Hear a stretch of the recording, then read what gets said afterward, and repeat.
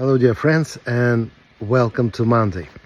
For now I'm in France. I'm traveling between my workshops and behind me the beautiful French Alps, and that's why today we're gonna paint the small French city. And as usual it's a kind of challenge because normally if we have a beautiful light on the street it's very easy to paint that. So we create the light part, make the dark big shadow and the nice details, and that's everything is done. This time there is no lights, it's cloudy day, but it's still beautiful. So this is the typical charming French city. That's what we will try to explain on our paper. And I hope you will enjoy the French feeling what I have right here. So as usual I use the Baohong paper, Daniel Smith paint and good music. So let's go.